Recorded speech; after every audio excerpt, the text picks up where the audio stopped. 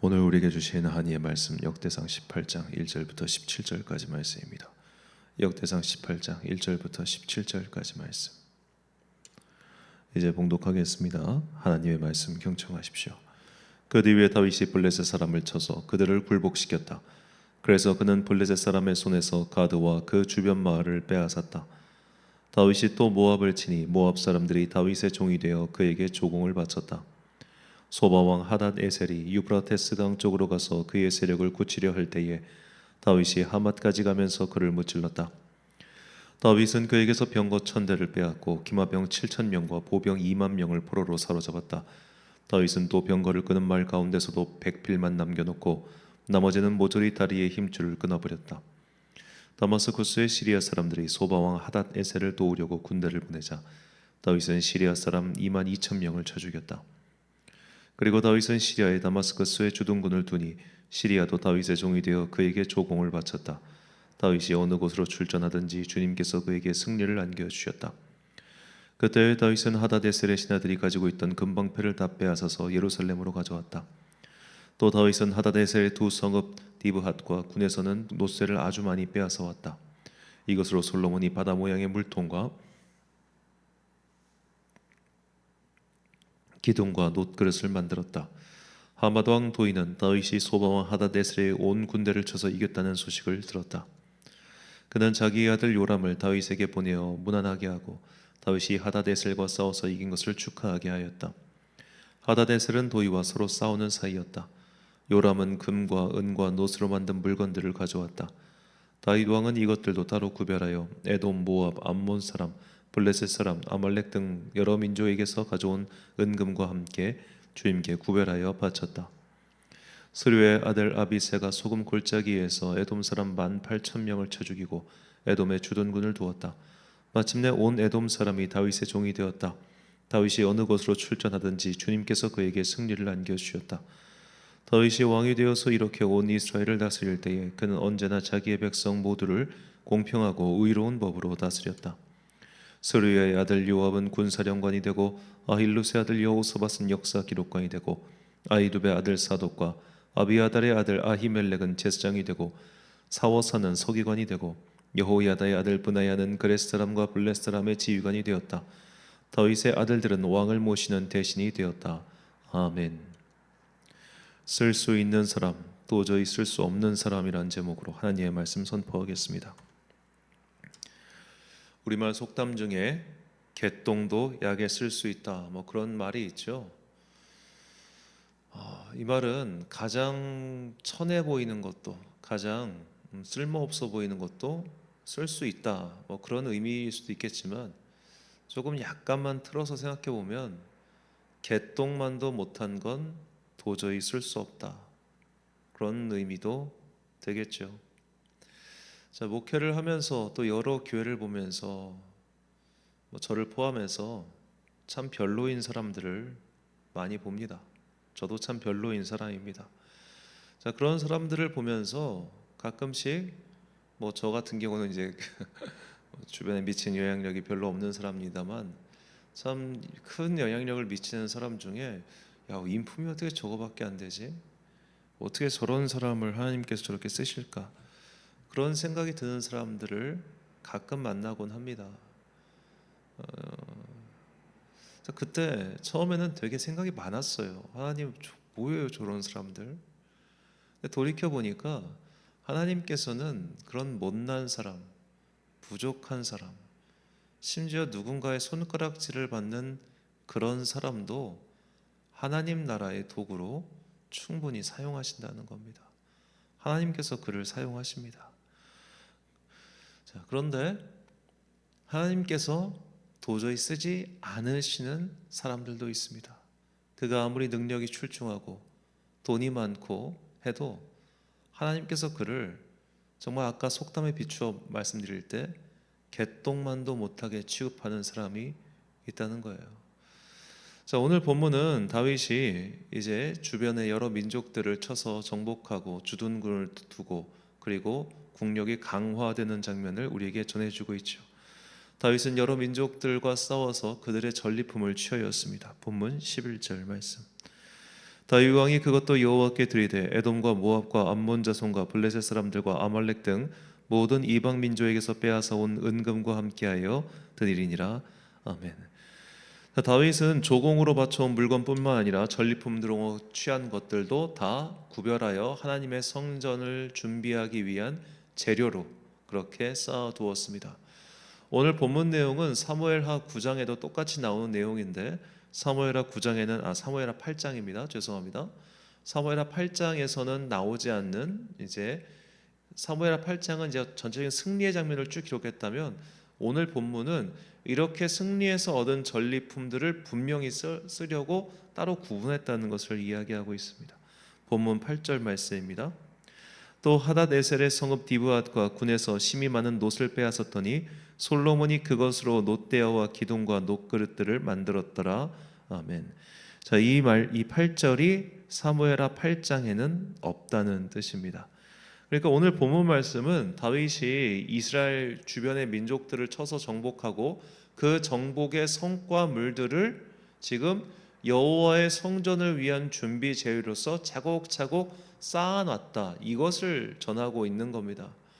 자, 우리는 여기서 한 가지 의문에 휩싸이게 됩니다. 왜냐하면 하나님께서 우리가 이전까지의 사례들을 보면 하나님께서 이방 민족을 그냥 쳐서 그들의 사람들만 물리치는 것이 아니라 재산까지 몽땅 태우라고 하지 않으셨어? 이런 의문이 생기기 때문이죠. 그게 바로 그 유명한 진멸입니다. 진멸이라고 번역한 히브리어는 헤렘인데 이 헤렘은 완전히 파괴하다라는 뜻이에요. 아마도 현대인들이 성경을 읽으면서 가장 거부감을 느끼는 단어 및 현상 중 하나일 겁니다. 아이들까지 싹 다 죽이거든요. 그걸 보면 뭔가 본능적으로 이게 제노사이드 같고 거부감이 확 느껴지죠. 어떻게 하나님께서 이렇게 잔인한 것을 용인하셨을까, 그런 생각이 들기도 합니다. 자, 그것에 대해서는 나중에 제가 성경 난제풀이 시간에도 드렸던 것 같긴 한데 영혼의 주인이시기 때문인가, 영혼의 주인. 너무 길게 얘기하면 오늘 설교와 동떨어진 내용을 말씀드릴 것 같아서 여기까지만 설명하고 나중에 또 기회가 된다면 이 헤렘에 대해서 말씀드리도록 하겠습니다. 자, 근데 이 진멸의 사회들을 살펴보면 뭔가 두 가지 정도로 나뉘는 것 같아요. 첫 번째로 사람과 재산을 모두 진멸하라고 명령하신 경우가 있습니다. 여호수아의 정복 전쟁은 사람과 재산 모두를 진멸하는 전쟁이었습니다. 그리고 사무엘상 15장에 보면 하나님께서 사무엘을 통해서 사울 왕에게 명령하셨는데 아말렉이 과거에 행한 죄 때문에 이들의 재산까지 모두 진멸하라고 명령하셨죠. 그런데 오늘 본문처럼 사람만 이렇게 해치우고 재산은 탈취해도 된다, 이게 신명기 2장에 나오는 암몬, 바산왕 옥 시온 이런 사람들에 대한 이야기는 사람만 진멸하고 재산은 너희가 가져, 이렇게 말씀하시는 겁니다. 자, 왜 이런 차이가 발생했을까요? 자, 이거에 대한 단초를, 어떤 해석의 단초를 제공할 수 있는 본문이 신명기 13장인데 신명기 13장을 보면 하나님께서 명하신 소위 진멸의 사례 중에 가장 철저한 진멸을 명령하신 구절이 나옵니다. 바로 이스라엘 민족을 헛된 우상으로 끌고 가는, 즉 요즘으로 치면 이단과 사이비를 어떻게 대하느냐에 대한 말씀이에요. 신명기 13장 13절부터 16절까지인데 시간 관계상 13절과 16절만 읽겠습니다. 너희 가운데서 어떤 불량배가 일어나서 그 성읍 주민들을 유혹하여 이르기를 너희가 알지 못하던 다른 신들을 우리가 가서 섬기자 한다 하거든 또 그 속에서 빼앗아 차지한 물건을 다 거리에 모아놓고 그 성읍과 그 탈취물 전부를 불살라 내 하나님 여호와께 드릴지니 그 성읍은 영구히 폐허가 되어 다시는 건축되지 아니할 것이라. 자, 이 사람들을 현혹시키는 그런 이단과 사이비, 그런 자가 너희 중에 일어난다면 그 면밀히 따져서 그와 그의 편을 든 사람들 모두 죽여라. 일단 사람은 뭐 죽이는 건 볼 것도 없고, 그리고 그 성읍에 있는 모든 물건도 다 태워버려라. 자, 이 방식은 어떤 방식입니까? 모세의 율법에서 부정한 것들을 대하는 방식이죠. 부정한 것들. 그러니까 우리가 이 코로나 방역 시대 때 뭐 기억하시겠지만 누가 하나 딱 발병됐다 하면은 그의 동선 싹 다 초창기에 싹 다 파악해가지고 그의 손 닿은 모든 것들 다 소독하고 그 난리를 피웠죠. 그것과 똑같은 겁니다. 이건 완전히 병균 같은 악입니다. 이런 병균 같은 악이기 때문에 이런 것들은 그 어떤 것도 남겨두지 말고 모두 진멸하라는 거예요. 하나님께서 가나안에 살고 있었던 가나안 7족속도 이런 식으로 대하라 하신 겁니다. 너희가 그들에게 가서 그들에게 물들 수 있기 때문에, 그들의 종교와 그들의 풍습에 물들 수 있기 때문에, 그리고 그들의 그 종교와 풍습에 대해서는 이미 내가 이전부터, 사실 창세기에 이 말씀이 나오죠. 창세기 때부터 그들을 멸망시키기로 결정했기 때문에 너희는 나의 명령에 순종해서 거기에 있는 물건, 재물, 사람 볼 것 없이 싹 다 청소해라, 싹 다 제거해라, 그렇게 명령하신 것이죠. 자, 그런데 암몬이나 모압, 그 블레셋은 조금 달랐습니다. 하나님께서 정하신, 하나님께서 이제 진멸하라고 명령하신 가나안 7족속 중에 블레셋은 들어가 있지 않습니다. 그리고 암몬과 모압, 그리고 오늘 본문에 나오는 에돔 같은 경우는 사실 아브라함이라고 하는 믿음의 조상과 어느 정도 다 연결이 있죠. 아브라함의 조카 롯의 자손들이 모압과 암몬이고, 이삭의 아들 에서의 후손이 에돔 족속이니까, 그래도 저들은 물론 지금 당장은 여호와의 총회에 들어올 수 없지만 먼 훗날에는 좀 가능성이 있는, 그래도 쟤들은 아까 속담의 비유에서 말씀드리자면 개똥보다는 조금 나은 그 정도였던 거죠. 그래서 사람들은 그냥 공격해 왔으니까, 공격해온 너희들은 쳐서 무찌르되 그들의 제사는 여호와의 성전을 위한 도구로 사용해도 된다, 이렇게 말씀하시는 겁니다. 그러니까 하나님께서 완전히 사람과 재산 모든 걸 다 진멸시켜라 명령하신 경우는 진짜 완전 악의 병균 덩어리 취급을 하신 거예요. 이것들은 도저히 쓸 수가 없어, 싹 다 없애버려. 그러나 암몬이나 모압 같은 자들은 아까 말씀드린 것처럼 요즘으로 치면은 부족한 사람들입니다. 흠이 많은 사람들입니다. 어찌 보면 처음부터 꽈여 있는 사람들입니다. 그러나 하나님께서 완전히 버리지 않은 사람들이죠. 그런 자들은 쓸 수가 있다는 겁니다. 하나님께서는 때로는 악인도 사용하십니다. 하나님께서 북이스라엘의 백성들이 불쌍하셔서 비록 악한 왕이었지만 여로보암 2세를 사용하셨습니다. 그래서 그 백성에게 평안을 주셨죠. 그러나 하나님께 전혀 쓸모가 없는, 그야말로 박멸해야만 하는 것들이 있습니다. 이단과 사이비, 그리고 우리를 유혹하여 저 우상들을 섬기게 만드는 것들, 그런 것들은 박멸해야만 하는 것이죠. 그렇기 때문에 큰 잘못을 저지르고 인격적으로 미숙하고 모자란 것이 많음에도 불구하고 하나님께서 사용하시는 사람도 있는 겁니다. 아직 그를 주님께서 버리지 않으셨고 아직 그에게 가능성이 남아있기 때문이죠. 반면에 이단과 사이비에 빠져 있을 뿐만 아니라 또 적극적으로 하나님을 대적하고 미워하는 사람들이 있죠. 그런 자들을 하나님께서 쓰실 리가 있겠습니까? 이단과 사이비 중에 능력 있는 사람이 얼마나 많습니까? 재산은 물론이요, 소위 말해 귀신 쫓아 있는 권능까지 있는 사람들이 있습니다. 하나님께서 그런 사람들을 안 사용하십니다. 병균처럼 박멸하실 분이죠. 하나님께서는 모자란 사람도 사용하시고 크게 고장이 난 것도 필요하다면 어느 정도 고쳐서 사용하시지만, 악에 속해 있는 사람들, 하나님을 대적하는 사람들, 그리고 하나님을 부인하고 스스로를 하나님의 자리를 찬탈하려는 사탄의 역할을 하는 자들, 그런 자들을 주님께서 용납하지 않으십니다. 도저히 쓸 데가 없는 것이죠. 하나님께서 싫어하시고 미워하시는 것들, 그리고 하나님을 미워하는 자들, 하나님께서는 그런 악을 두고 보지 않으십니다. 이런 것들을 반드시 없이 여기시고 가증히 여기신다는 것을 잊지 마십시오. 신명기 7장 26절과 잠언 21장 27절 말씀입니다. 너는 가증한 것을 내 집에 들이지 말라. 너도 그것과 같이 진멸당할까 하노라. 너는 그것을 멀리하며 심히 미워하라. 그것은 진멸당할 것이니라. 악인의 재물은 본래 가증하거든 하물며 악한 뜻으로 드리는 것이랴. 아멘. 사랑하는 천안광성교회 성도 여러분, 그리고 이 새벽을 함께 깨우고 계신 귀한 주님의 자녀 여러분, 하나님께서 어떤 이방족 속의 재물들은 탈취하게 두시고 또 어떤 이방족 속의 것들은 완전히 진멸하라고 명하신 것은 고쳐 쓸 수 있는 자들과 고쳐 쓸 수 없는 자들을 구분하셨기 때문입니다.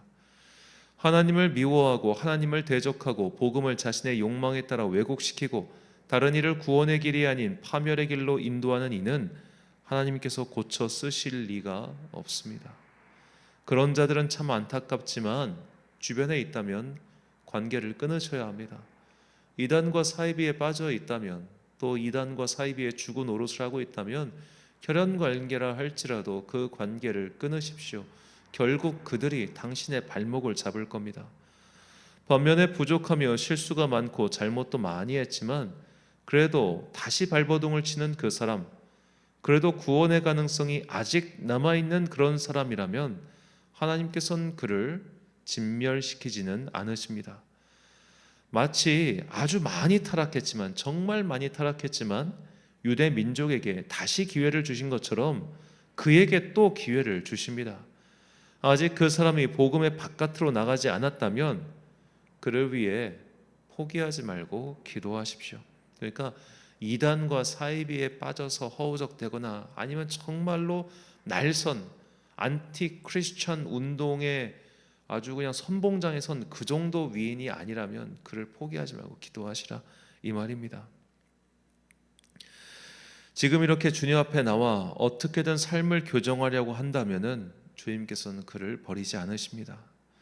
주님께서 완전히 진멸하라고 명령하신 그 악의 편에 우리가 휩쓸리지 않도록 나와 그리고 주변을 위해서 바른 길을 가기 위해서 항상 기도하는 주의 제자들이 되시길 예수님의 이름으로 축원합니다. 기도하겠습니다. 사랑과 은혜가 풍성하신 아버지 하나님, 개똥 같은 우리를 주님께서는 아직 쓸 때가 있다고 이렇게 남겨두셨습니다. 주님 참 감사합니다. 이단에 빠지고 사이비에 현혹되고 그리고 적극적으로 주님께 대적하는 자들은 안타깝지만 진멸당할 자들임을 우리가 잊지 않게 하시고, 먼저 나와 나의 주변 사람들이 그런 곳에 빠지지 아니하도록 항상 경계하게 하시며, 그리고 안타깝지만 그런 곳에 깊이 발을 들여 놓았다면 이제는 그와의 관계를 끊을 수 있는 결단력 또한 내가 세우도록 도와주옵소서. 우리는 착각을 합니다. 이단과 사이비도 우리가 들어가서 그들을 구원해야 하는 것 아니냐라고 말이죠. 그러나 성경은 한 번도 그런 말을 한 적이 없다는 것을, 성경은 이단과 사이비에 빠진 자들을 위하여 기도할 것이 아니라 너희가 그들과의 관계를 끊으라고 명했다는 것을 우리가 잊지 않고 자꾸만 인간적인 마음으로 그들에게 다가가려고 하는 어리석음에서 이제는 돌이키게 하여 주옵소서. 주님께서 끝까지 포기하지 않는 그 사람들을 위해서 기도하고 아직 구원의 가망성이 남아있는 그들을 위해서 항상 준보하고 빛을 비추는 주의 자녀들 되게 하여 주옵소서. 아직은 날씨가 추운 이 새벽 화요일입니다. 이 겨울을 무사히 날 수 있도록 주님께서 모든 성도들에게 따뜻한 두루마기를 입혀 주옵소서. 성령의 은혜가 오늘 하루도, 참 좋으신 주님의 은총과 평강이 오늘 하루도 우리 모든 성도들에게 임하기를 간절히 소망하오며, 이 모든 말씀 우리 구주 예수 그리스도의 이름으로 기도드립니다. 아멘. 오늘의 기도 제목입니다. 이단과 사이비에 빠지고 명백하게 주님께 대적하지 않는 한 그 사람은 아직 가망이 있습니다. 내가 기도하는 그 사람의 구원을 위해 포기하지 말고 기도하십시오. 오늘 주신 기도의 제목 가지고 기도와 묵상에 힘쓰는 하루 되시길 바랍니다. 기도하겠습니다.